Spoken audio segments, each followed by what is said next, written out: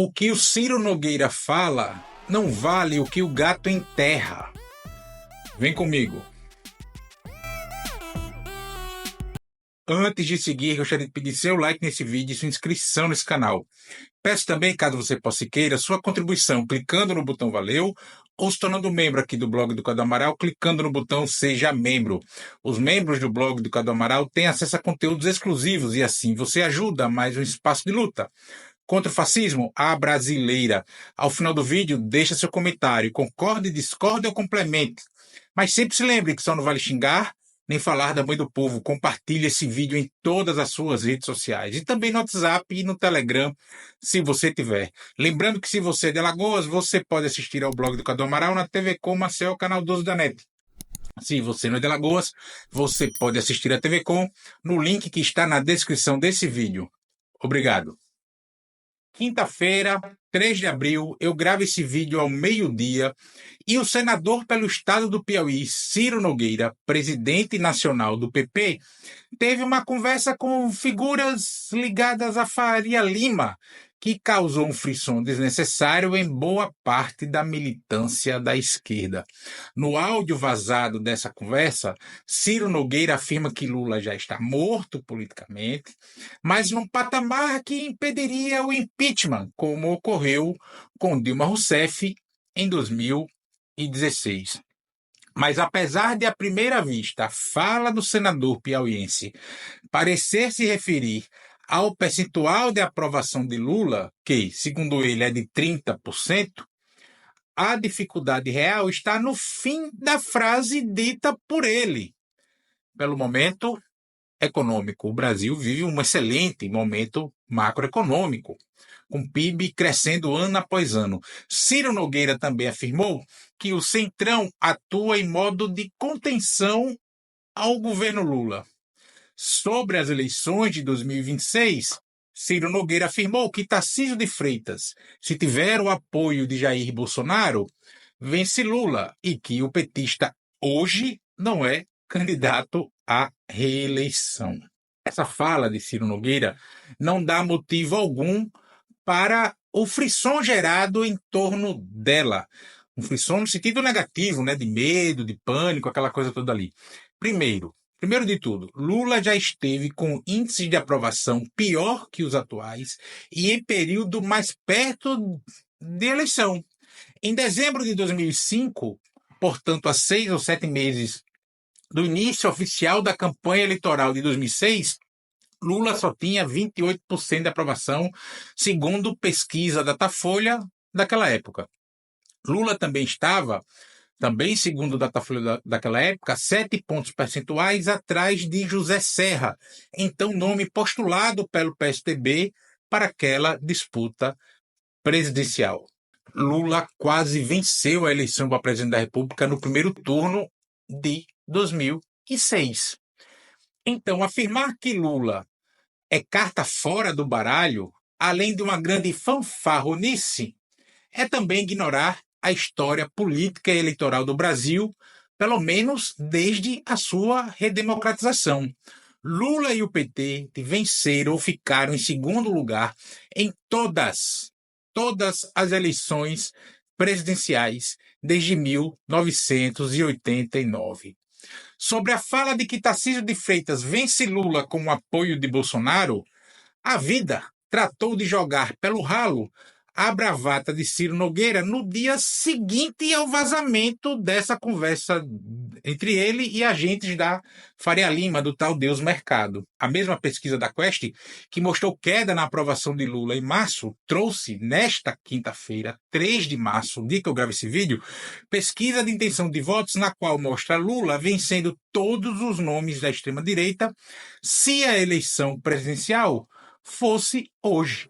E aí coloque Tarcísio de Freitas, Michele Bolsonaro, Jair Bolsonaro, todos os nomes. Em eleições presidenciais e para governadores e prefeitos das grandes cidades, a avaliação de governo é um fator central. Mas também é preciso levar em conta o clima político, se é de mudança ou de continuidade, e as opções que o eleitorado possui para votar. No caso concreto que nós temos agora, Os índices de aprovação de Lula estão dentro da margem que garantiu a reeleição ou eleição de sucessor em todas as eleições presidenciais do país. Também não temos no Brasil hoje um ambiente de mudança. Não temos essa coisa. Estamos mais para um ambiente de divisão e, em boa medida, de esperava mais. Vamos lá. Mas de mudança, isso não existe no Brasil hoje. E quando vamos para as opções colocadas, a rejeição a Jair Bolsonaro impera, inclusive entre aqueles ligados ao capitão golpista do Exército Brasileiro. Então, as pessoas vinculadas a Jair Bolsonaro herdam a rejeição de Jair Bolsonaro. Por isso, sem medo de errar, afirmo que Tarcísio de Freitas não será candidato a presidente da República em 2026. Ele vai para a reeleição, quase certo em São Paulo, e usará seu segundo mandato para, primeiro, se distanciar da imagem de Jair Bolsonaro, preso por golpe de Estado, inclusive, nas eleições de 26, e trabalhar mais a narrativa de que é um moderado. Gente, não se troca o praticamente certo pelo muito duvidoso. Tarcísio tem a reeleição de São Paulo quase certa, vai encarar Lula na cadeira de presidente, sem contar que, sejamos francos, para 2030 a extrema-direita está mais preparada que a esquerda. Já para 2026 é o oposto. Tanto é assim que ninguém sabe dizer quem é o nome anti-Lula para 2026. Jair Bolsonaro não conta porque ele está inelegível e, como eu acabei de falar, estará preso nas eleições do ano que vem. E além disso tudo, gente, o Ciro Nogueira, ele é mestre em errar previsões eleitorais. Mestre, erra todas.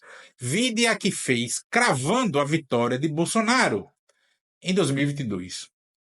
Agora, sobre a fala de o Centrão fazer contenção ao governo Lula no Congresso Nacional, sinceramente, qual a novidade nisso? Desde antes do governo Lula 3 começar, inclusive, o Centrão já se colocou como um freio. Ou vocês esqueceram que o Centrão mudou a configuração dos ministérios do Lula? Quando o Lula fez lá a configuração da sua equipe, o Centrão no Congresso Nacional mudou a configuração. O presidente não pôde montar o ministério que queria. O Centrão não tem, por natureza, gente, ser de oposição, uma vez que aquelas figuras lá só sabem fazer política com base em acesso a recursos do Poder Executivo. E isso vale mesmo com esse Congresso abocanhando cerca de 20% do orçamento da União com as suas emendas parlamentares. O que, aliás, é um escárnio em nível internacional. Países com um mecanismo semelhante às emendas parlamentares, os seus deputados, senadores, enfim, os seus congressistas acessam cerca de 1% do orçamento público. No Brasil, repito, abocanham 20% do orçamento da União. Mas o fato de o Centrão não ser, por natureza de oposição, não significa dizer que tope tudo que sai do governo da vez. Ainda mais um governo cujo núcleo central é de esquerda. E especialmente na atual conjuntura política, em que o parlamento está hipertrofiado de poder.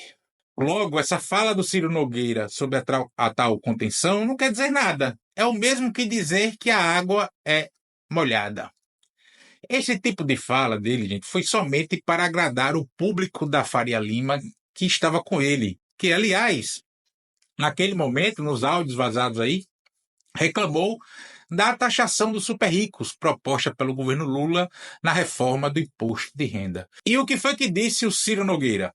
Que é difícil não votar isso, mas que dava para ver uma espécie de compensação ali para os bichinhos dos super ricos. Ora, então, essa contenção esbarra naquilo que mexe com as bases eleitorais do Centrão.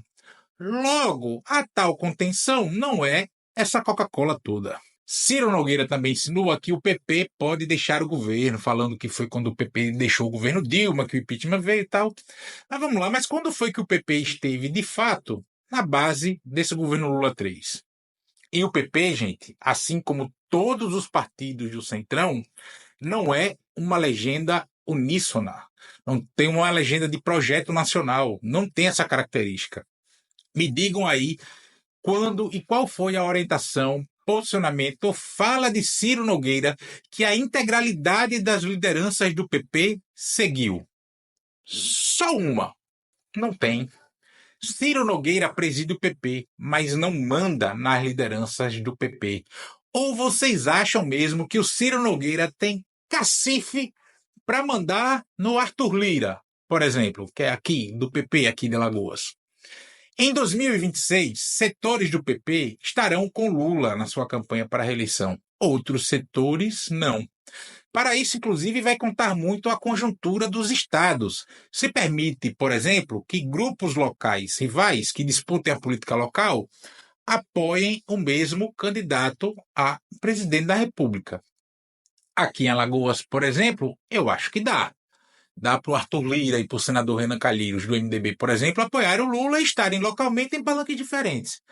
No Piauí, estado de Ciro Nogueira, pelo pouco que sei da política local daquele estado, não vai dar. Então, gente, não deixemos o pânico, o medo ou sei lá o que nos dominar a cada fala ou gesto dessas figuras da política. A Faria Lima quer derrotar o Lula. Qual a novidade nisso? Ciro Nogueira, que ficou de fora dos espaços do PP no governo Lula, critica o petista e diz que ele já perdeu. Qual a novidade nisso? Ainda mais nesses tempos em que a narrativa vale mais do que o fato concreto. Ciro Nogueira disse que o Centrão faz contenção ao governo Lula.